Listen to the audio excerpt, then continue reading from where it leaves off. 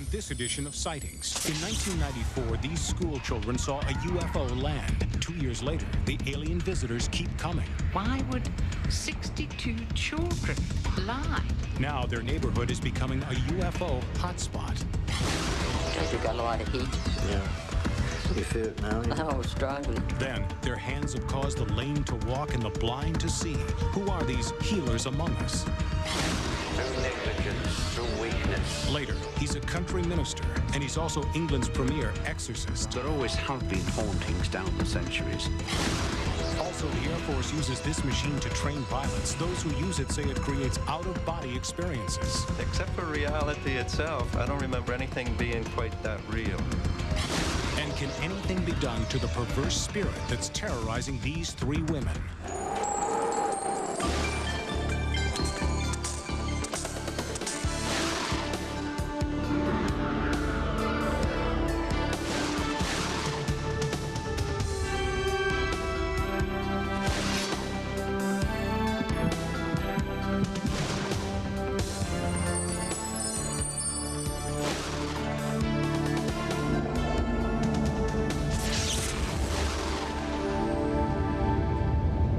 Welcome to Sightings. I'm Tim White. After our recent report on a UFO encounter and group contact in Rua, Zimbabwe, many Sightings viewers wrote in requesting additional information about this historic incident. And as Carla Wohl tells us in this extended report, the Rua encounter was only the first in a series of ongoing UFO sightings. Rua, it seems, is Earth's newest paranormal hotspot.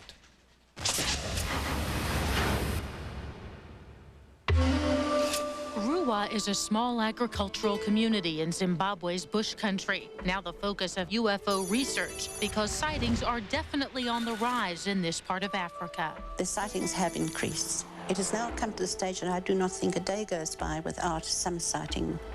I'd say at least half of the sightings that we have are genuine, and the balance would be attributed to things like meteorites, natural phenomenon, that sort of thing. But at least half the sightings reports that we get are definitely genuine. This string of UFO activity began with a group encounter that occurred in this field next to the Ariel Primary School in Rua. In September of 1994, 62 school children claimed that a UFO had landed and that they saw alien beings emerge from the spacecraft. All I saw was a silver flash, just like that. And I saw a few I saw the bigger one and a spaceship, like 4 or 5 of them, like crowding around it. They were very still, and then I saw them also disappear. They went about a meter off the ground and then they just vanished. We ran down to the teachers and we went into the office and we started telling the teachers, and then they said maybe there's nothing. But the children started drawing pictures, creating in pencil and crayon a disturbing portrait of extraterrestrial contact. Definitely not a human. He had a big head and big black eyes and was dressed in a black bodysuit. And his eyes were down here and he was like looking really, really funny. And these eyes, the children tell us, conveyed a telepathic message, a frightening warning about Earth's destruction. I think they're trying to tell us something which is going to happen, and other people don't actually believe us sometimes. So maybe they are trying to show us something. I'd like to welcome Cynthia Hind from Africa. Thank you very much. No one knows the story of the Rua group sighting better than researcher Cynthia Hind. At a recent International UFO Congress in England, Hind held ufologists spellbound with the stories of the Rua schoolchildren. I believe them. I believe they saw what they said they saw, small details that I saw in the drawings, which were incredible. Hind is a respected African journalist who covered the Rua encounter for the BBC. What she finds most convincing about the story is the fact that not one of the 62 children has changed his or her version of what happened since the event first occurred in 1994. This despite the community's strict punishment for lying. Well, I'll tell you one thing. They're afraid of the headmaster. There's no doubt about it at all. He's one of the people that still cane children if they're naughty. Says he believes in discipline. And he said, I'm not a believer, but he said, I can tell you one thing, the children would never lie to me. But not everyone who studied the Rua group sighting believes the children's story. It's not a question of whether they're lying or not, okay? It's a question of their distinction between reality and not reality may not be as sharp as that of an older kid or an adult person. Professor John Saliba teaches comparative religion and has researched many claims of extraterrestrial contact, discounting them all. Another thing which kind of struck me is, here are these craft coming down, presumably making lots of noise, and none of the adults ventured out to see why there's such a noise taking place. We were all actually in the middle of a staff meeting in the staff room. So there was no teacher actually outside at that point in time. They must have been discussing some very important topics at the meeting they were having. So that's kind of a thing which struck me. I still don't understand how you could get 62 kids to come up with the exact same story. I think kids knew about flying saucers. The way they drew the flying saucer and the so-called people who came out of it. Now, those are pictures you'll find in TV programs, in movies. Well, a lot of these children don't go to the movies. They live in the country. Parents are farmers. I believe them because normally children don't lie about things like that. And we always joke with the children, we always say, all these little green men come out. And they say, no, Mommy, but we did see. But I am sure that they personally are convinced that they saw something and it was something not part of nature. Well, I mean, I'm one of those people who like to see with my own eyes, okay? So essentially, there's nothing that you could hear from the children that would convince you. I mean, I have to admit, you have all these stories of flying saucers for the last 40 years, and I can't understand their goals while they're here. I don't know what they're doing. They're wasting their time. They're going around in circles, talking to a few people who are insignificant. But Hine does not view the children or the events that they claim to have witnessed as insignificant. Her proof is a question that haunts everyone who has investigated the Rua sightings. Why would 62 children lie? And because there have been hundreds of additional sightings since then throughout South Central Africa, more people are trusting in the children. But the children can't lie. They tell the truth. PEER, the Program for Extraordinary Experience Research, an organization founded by Dr. John Mack, is continuing to work in Southern Africa. Currently, PEER is producing an in-depth documentary on the Rua sightings. Next, the mystery of healing hands. Later, when it looked like it split apart, actually went up an hour. Strange phenomena in the skies above Idaho.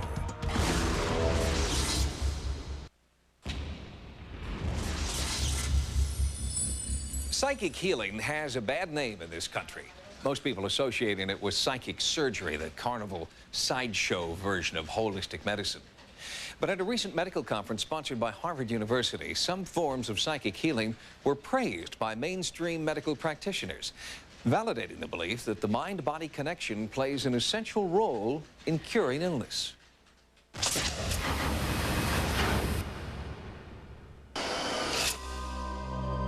I think there's any question that some people seem to have a natural talent or ability to heal others. Dr. C. Norman Shealy is a Harvard-trained physician and medical researcher who has spent the last 25 years investigating the claims of alternative healers. He is now among a growing number of medical professionals who recognize the value that so-called spiritual healers can have in modern healthcare. The definition of a healer is really difficult to come by. And most healers will tell you that they don't heal. They are channels for healing energy, which all of the ones I've talked to believe is the power of God or divine power coming through them in order to assist people in healing. I start by, of course, asking for the help from Spirit, because I believe it all comes from the God force, and that we open up to it and let that energy flow, and that whatever the problem is, that it's just taken care of. Douglas Johnson is a spiritual healer who has a sterling reputation among physicians and his clients, who include a number of Hollywood celebrities. He has an astonishing and well-documented healing track record. I had a cyst. They were going to operate, and I told the doctor I'd be back, and the doctor was screaming that can turn, and you can have peritonitis, and I went to Doug for 2 treatments. I went back, there was no cyst. I don't even know what it is, but I've seen cancerous tumors instantly disappear. I've seen blind people practically instantly see. Before I went to Douglas Johnson, I couldn't see from here to where your cars are down here. Now that's about 25 feet. But now, after Douglas Johnson and the healing, I can see all those buildings all the way back. Josephine Hauk was diagnosed with irreversible glaucoma by a world-renowned ophthalmologist. But after a single healing session with Douglas Johnson, her vision was restored and her daily headaches disappeared. I says, later on, I says, Doctor, do I have glaucoma? He says, no. I said, Doctor, why? The first time I came here, I says, you told me it was glaucoma. And he says, I don't know what happened. And he checked me out because he didn't believe in it. See, he couldn't find nothing. God, you got a lot of heat. Yeah. You feel it now? Oh, strongly. Johnson believes that healing energy flows through him and into his clients, who report a distinct sensation of heat emanating from his hands.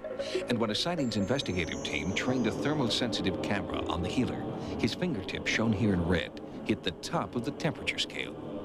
It's like when you're on a hot day, you see like waves coming up off the pavement.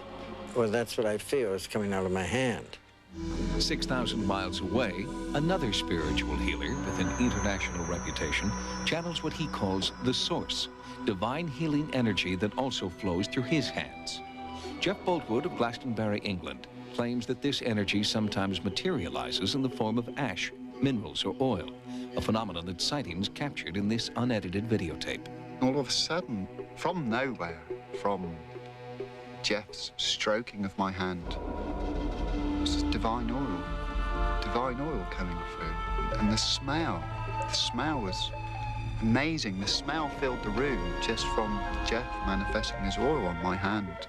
2 years ago, Colin Hydes was working under his car when the jack slipped and the car crushed his skull. He suffered a massive brain hemorrhage and was in a coma for more than 2 weeks. After he regained consciousness, he was partially paralyzed with blurred vision, slurred speech, and vital CSF, cerebral fluid, was leaking out of his brain. As a last resort, Colin's wife Jenny brought him to Jeff Boltwood. Within 2 weeks of seeing Jeff, I had no CSF leak. I had no CSF leak. It was completely clear. And I was, wow, something had happened. Something had happened. Within a month, Colin's other disabilities began to disappear. His vision returned, and he was able to take off his neck brace. I noticed that he became very much more upright, and he was very much more fortified with life. The question of why I have certain gifts, it comes up a great deal. Philosophically, I often say to people, there's no such thing as why. I don't ever question it in that way. I do it because that's what I'm here to do. Just as there are very few Mozarts in the world, there are very few really genius healers, if you will. And I don't think anyone can define why a given person happens to be that kind of healer. And yet, the few healers who have gained the respect of traditional health professionals like Johnson and Boltwood do share some unusual personal characteristics. Dr. Anthony Schofield of London University has made a comparative study of healers past and present. Many healers seem to have had some serious illness in the past. And it seems to me as if they've loosened their ties with this material world and seem to have sort of 1 foot in this world and 1 foot in the other world. And it's this wounded healer phenomenon that seems to allow them to channel these healing energies. Well, first of all, I had to fight to survive. Both my mother and I almost died when I was born, and she had a very serious heart condition. Douglas Johnson inherited his mother's condition, and as a young boy had several brushes with death before, he claims, a spirit visited him and bestowed the gift of healing. Boltwood, too, had a near-death experience at age 5 after a serious bout with rheumatic fever. A wonderful light came around the bed, and it got very intense, and a voice said that that I would have to go back because I had work to do. And then the light entered me with a rush of energy, and then I woke up in the bed feeling very well. I later discovered that my heart had stopped for a short while. Dr. Schofield has found that many healers believe their power comes from their ability to transcend the physical and absorb the spiritual. And in an attempt to provide a more scientific basis for this mystical theory, Dr. Schofield is performing experiments with Jeff Boltwood.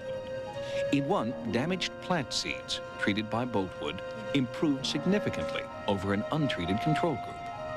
And an increasing number of scientists believe that healing is a result of tapping into some universal subconscious and harnessing healing energies in this way. Ultimately, I don't suppose we'll know this side of the grave, quite frankly, what the true answer is. But all we do know is that healing works.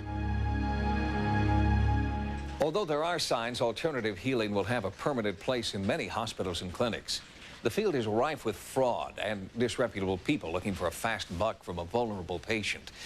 Use your common sense and never undertake any alternative therapies without first checking with your doctor. Next, documented sightings and official denials in Idaho. Looking for microscopic life in space. And a monk is reborn in Seattle.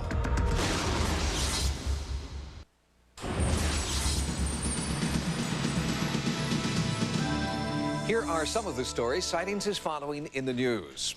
UFO sightings concentrated along the Idaho-Oregon border continue to make headlines.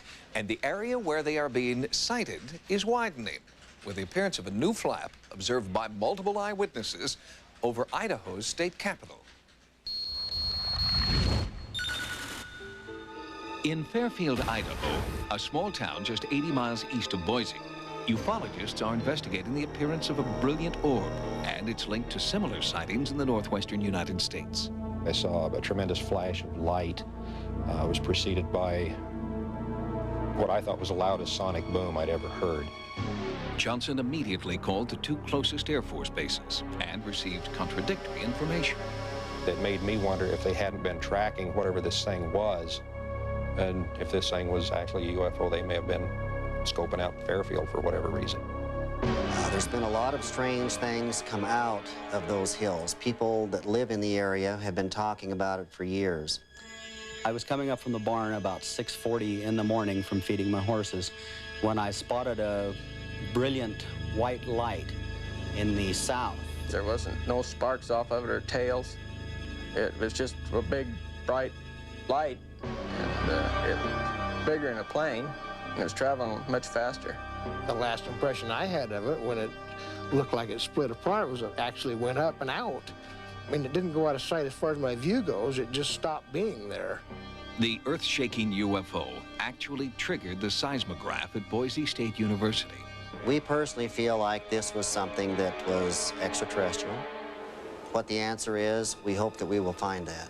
But that answer is not forthcoming, and local residents are growing increasingly frustrated with official lack of interest. We are the taxpayers. They are our people, and yet they have the nerve, the audacity to stand and lie to us about, tell us we're crazy. They owe us truth, don't they?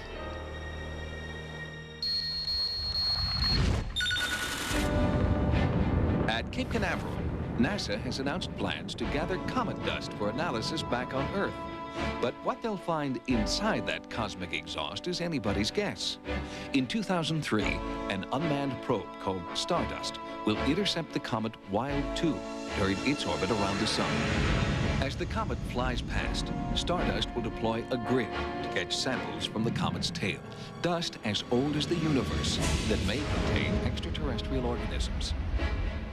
The astronauts of Apollo 11 gathered our first and only space dust, and NASA acknowledged the possibility that they had brought back alien life forms by quarantining the astronauts. This time, Stardust will jettison its canister of samples into the Utah desert. It will then be transported to a secret military weapons base, identified only as the Utah Test and Training Range. Some maverick scientists believe that within the dust they may find complex organic molecules, or even germs or spores, that will prove their theory that the universe is alive.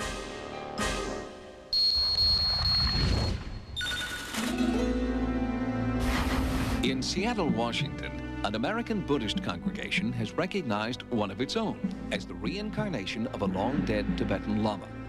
4-year-old Sunam Wongdu was chosen as the Lama's Tukala, or reincarnation, even before his birth, according to his mother. There's hundreds of reincarnate Tukalas, you know, all through, you know, Tibet, India, Nepal, Bhutan, and stuff. This happens sort of like all the time. It's just he's different because he's, you know, this is happening in America. Reincarnation is a central precept of Tibetan Buddhism. In this faith, lamas, or holy men, are reborn again and again. When a child is advanced as a reincarnated lama, secret rituals and tests are performed to determine if the child really is the old lama in a new body. Recently, these tests were performed in Seattle, and as a result, this child is now accepted by Tibetan Buddhists worldwide as the reborn Lama Daeshung Rinpoche, who died in 1987, a man who foretold his own rebirth. He lived in Seattle all together about 20 years, and he even told two of his very faithful students. One is American and one is a Tibetan man. And he told him he's going to be born in Seattle. Strangely, the 1993 film Little Buddha also foretold the Lama's rebirth in Seattle in much the same way. In real life, the new Tukala will now claim his place as a holy man. He'll be given up voluntarily by his mother to be raised in a Kathmandu monastery. Of course, you know, to have that kind of education is just what an incredible, incredible opportunity. You know, so I'm very happy about that. But of course, I'm going to be extremely sad and, you know, probably cry oceans, you know. In January, the littlest Lama left the United States for his new life in Kathmandu. When he's a teenager, Sunam will return to his congregation in Seattle, living proof to his followers of the eternal circle of life. We'll have more stories from the news next time. Now, here's what's coming up on Sightings. By day, this vicar tends to the spiritual needs of his parish. At night, he exorcises their spirits. One of the women came to me and said, look, can you tell me, am I heading for a nervous breakdown or is my house haunted? And I had my first case.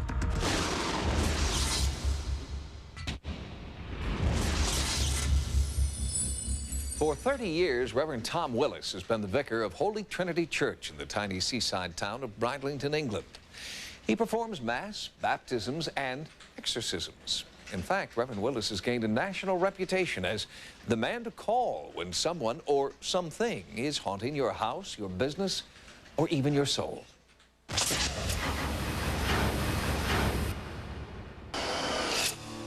Almighty God, our Heavenly Father, we have sinned against you and against our fellow men. Even before I became a priest, I was interested and fascinated by the whole problem of whether ghosts existed or not. And I used to collect newspaper cuttings and talk to people who claimed to see ghosts. And it was just a hobby examining the evidence for and against ghosts. Then one day, after I was fairly newly ordained, I was asked to give a talk on this subject. And one of the women afterwards, who had been listening to the talk, came to me and said, look, can you tell me, am I heading for a nervous breakdown or is my house haunted? And I had my first case. The vicar determined that it was not a nervous breakdown, but a tragic suicide in the home years before that was somehow creating the haunting activity. His successful exorcism of that home and the relief he brought to its owner 35 years ago set Reverend Tom Willis on a unique career path. He estimates that since 1962, he has taken on more than 500 haunting cases. Usually what happens, the telephone rings and somebody rather diffidently says, are you the vicar that deals with this sort of, with hauntings? And I say yes, and they say, well, we think we've got something in our house or in our office or in our factory, and I wonder if you could come and investigate. We've been called to trawlers and aerodromes and prefabricated buildings, stately homes, ordinary houses, you name it, we get called there. Hospitals, schools, every sort of building really we get called to. We're not psychic investigators or ghostbusters. We're answering in a Samaritan type way people who are very distressed, who want help and want relief from what's happening to them. And so we're responding to a request for help. If you'd have seen Nathan's face when he saw these ghosts, you'd understand that it was no way in the world was he, you know, joking. And I don't think people realise, you know, the distress that, you know, Nathan went through. In November 1995, Reverend Willis received a panicked call from Catherine Bridge after she was awakened by the terrified screams of her 6-year-old son, Nathan. It was the last straw for Catherine, who had already felt an evil presence, but had, until then, kept it to herself. And he was just hysterical, screaming, "No, go away, no, go away." And we brought him downstairs into the living room, and he was really crying, he was sobbing, and he just said that there was somebody in his bedroom. And I said to him, "No, Nathan, nobody can get in, the door's locked, you know." But there was no way I could convince him. And all of a sudden he started screaming, and like me and my mum was sort of like looking around as if to say, "Well, you know, what's going on?" And he said, he's there, he's coming, call the police." When you're having a dream, you can't talk, can you? You can only open your mouth, can't you? Without coming out of it. So it wasn't a dream, was it? I wanted to see Nathan myself and think, well, is this just a child getting disturbed and having nightmares, or is it really happening? I went to the house and talked to them, and there seemed to be, you know, their mother and sister also, the mother and sister also seemed to have had experiences in the house, and it seemed to me to be objective. When Tom arrived, he explained to Nathan that he was just going to go through each of the rooms and just say a prayer. You know, I mean, he put like a cross of holy water above Nathan's bed and explained that, you know, this will make them go away. I think Tom put Nathan's mind at ease a lot, you know, through just actually going round with him. He blessed the wall and he blessed right up, and he had to come to bed on my bed.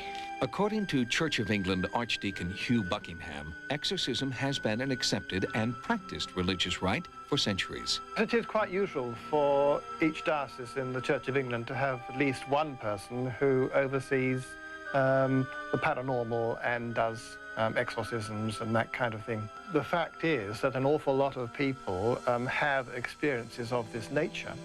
Because for 200 or 300 years the church has not met a lot of need for this ministry, the colleges have not been geared up to teaching the clergy how to deal with the phenomena.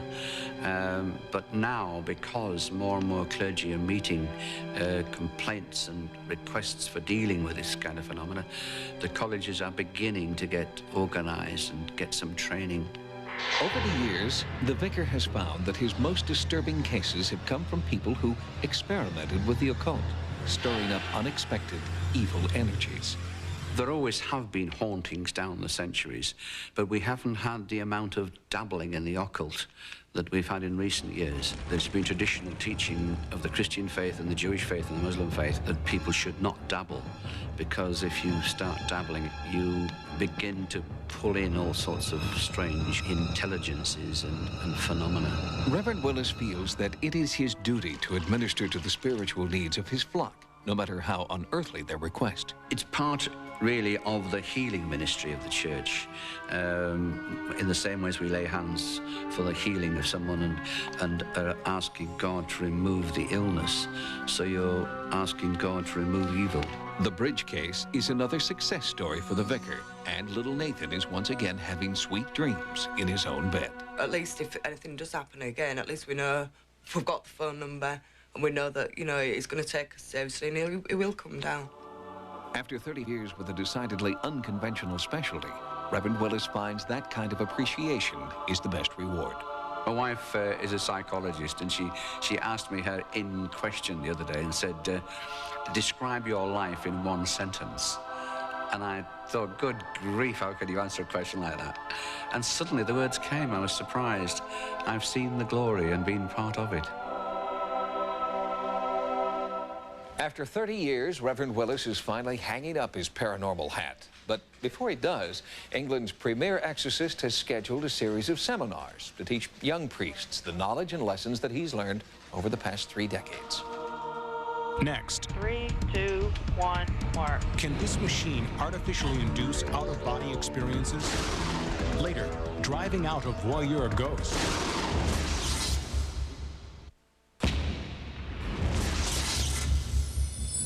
For many years, the military has conducted studies on just how much G-force pilots and astronauts can withstand during flight. Recently, a study was conducted to determine just what happens before G-lock, the moment a pilot loses consciousness. During these G-lock experiments, pilots reported visions and feelings that mimic what parapsychologists call the out-of-body experience.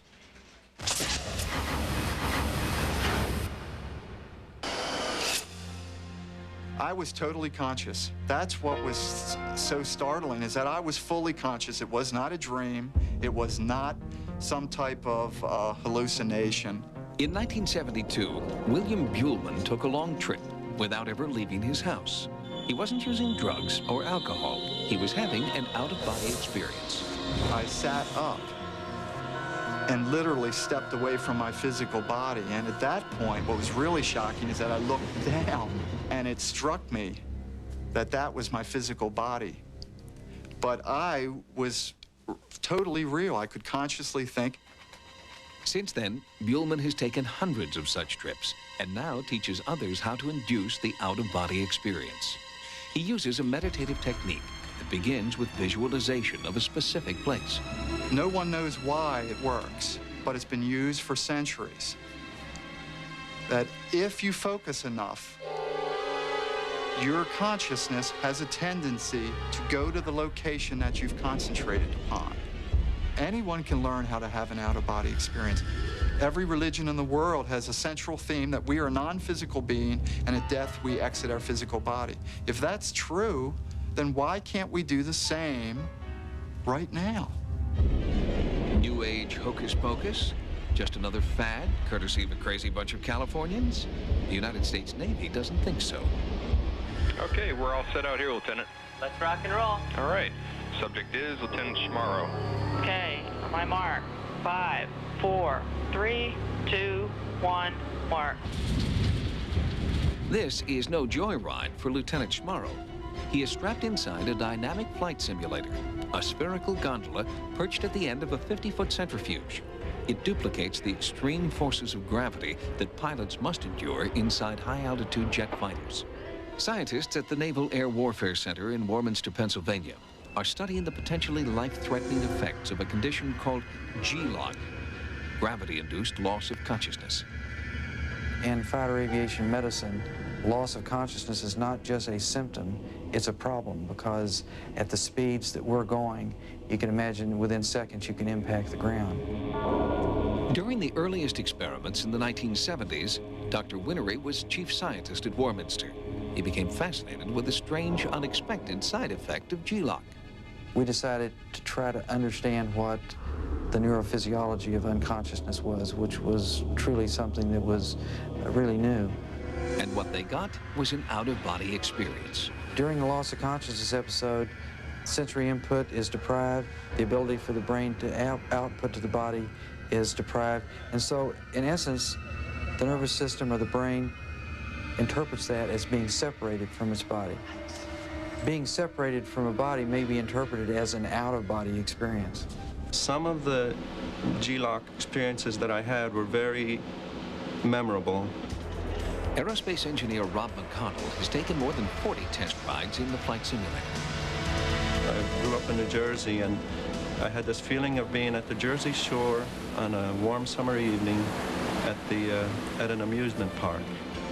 And it was dark, but there were these lights flashing around, and I could hear a calliope in the background and see a Ferris wheel and smell of cotton candy. It was as if I was there. Except for reality itself, I don't remember anything being quite that real. A fully conscious out-of-body experience is as real as us talking now. It's that dramatic. Lieutenant Dylan Schmarro is a Navy research psychologist who experienced all the sights and sounds of a real disco on this ride in the simulator. I very much felt that I was in an incredibly large warehouse-type setting that was completely dark with many colorful lights, in addition to the strobe lights going on and off. I was mingling, dancing, I can still now remember just the sounds, the echoing, the reverberations, the feeling. I still remember, I could feel the sweat on my body. I could feel I felt like I had a drink in my hand. I could feel the coldness of the drink. I completely felt as if I was truly and utterly there. We can certainly simulate out-of-body experiences, but we don't have all the answers yet.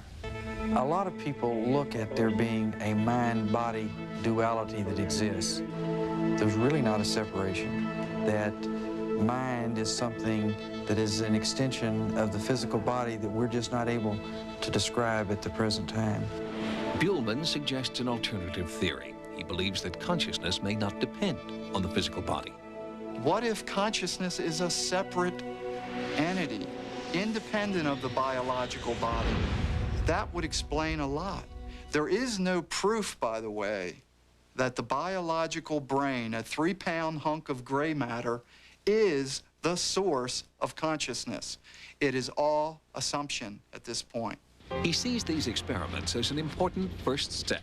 I believe the most effective way to discover these answers are through self-initiated and controlled out-of-body experiences.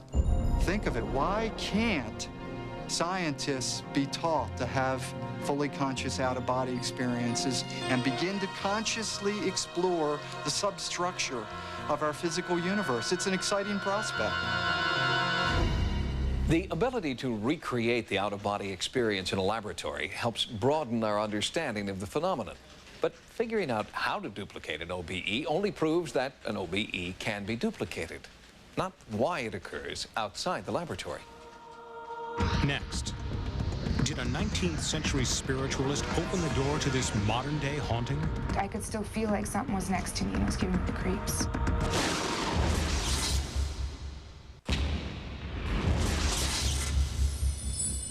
Recently, Sightings explored the effectiveness of an ancient Chinese method for ridding one Northern California home of ghosts, a cleansing ritual based on the spiritual principle of feng shui. Well, now, a group in Wisconsin is using another ancient method a little closer to home, a centuries-old Native American ritual for dispelling evil spirits. Sightings was contacted by Jeff Seelman of Vanguard Psychic Investigations about his company's unique approach to ghost busting. He offered to show us his methods during his work inside a Milwaukee area home. The 3 women who share the home are being terrorized by what they feel is a malicious spirit. I'd be sitting in the living room and we'd hear kind of a creaky down the stairs. You'd actually hear it progressing down the stairs, almost as if someone was walking up and down the stairs. The presence has a strange voyeuristic quality. Windows are found open after they've been closed, doors wide open after they've been locked. Each roommate has had the feeling of being watched in her most private moments, and Kathy believes she was confronted by the entity in her own bed. When I felt the presence come into the bed with me, it felt like the covers had lifted off my body. And I kept turning around thinking maybe it was just my imagination. I fluffed the covers out, but I could still feel like something was next to me and it was giving me the creeps. Kathy didn't want to sleep in her room, and she didn't want to sleep on the couch, and she didn't want to sleep in my bedroom. So she was going to leave, and I was not going to stay here by myself, so it was, I was going to leave with her. They have moved out until the house can be cleared of its invasive energy. To rule out an earthly explanation for the phenomenon, Sightings asked 2 local researchers to survey the site and monitor environmental conditions in the home. This camera is of the type that is made to see in extreme low light level conditions. If there is any type of movement or disturbance to the normal temperatures in the room, the infrared lighting should highlight it and make it recordable for us. The 24-hour surveillance yielded no evidence of a physical disturbance, so the investigation turned to the metaphysical. Together, Jeffrey Seelman and Mary Ellen Pride have more than 25 years' experience investigating haunting activity. They employ a mix of psychic contact and spiritual cleansing to rid Midwestern homes of disturbing energies and entities. Seelman believes he knows who is haunting this house. I think it's a very powerful spirit, very evil, negative, obnoxious, parasitical, a feeder that feeds off of energy from others, in this case, the 3 women who live here. Unknown to Vanguard investigations, members of the Sightings team had independently researched the history of the area. In 1844, John Wagner bought 170 acres of land in Waukesha, Wisconsin, including the land where the house in our investigation sits today. Wagner was a wealthy entrepreneur who had dabbled in mysticism, conducting seances to entertain his friends. Did John Wagner unwittingly open up a dark pathway from the other side that has never been closed?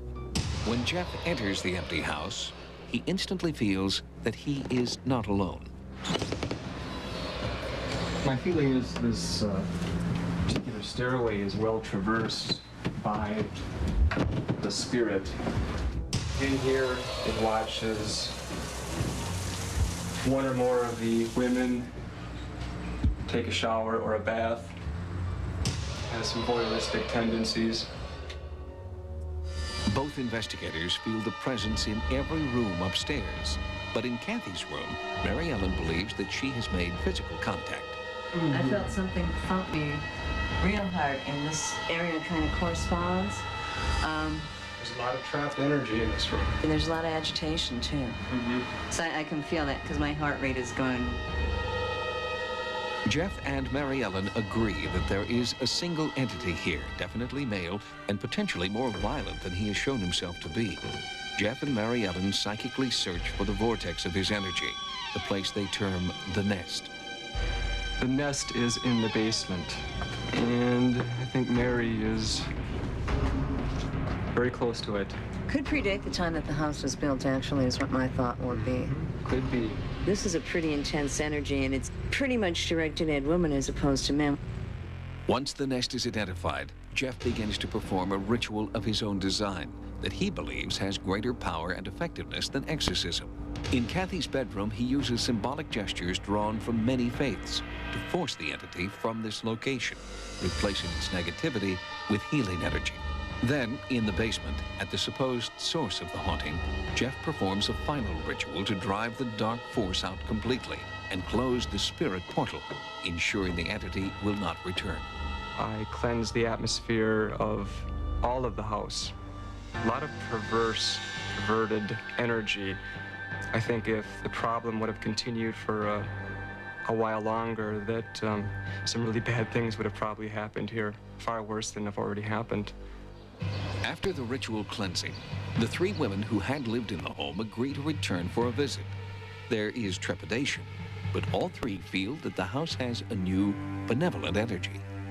There's no way of predicting what could happen, and they said it would have been worse, and I have no desire for that to happen. I'm just relieved because whatever it was is gone. Since our investigation, Kathy, Erica, and Jen have moved back into their rented home. So far, the haunting activity that drove them from the site has not returned.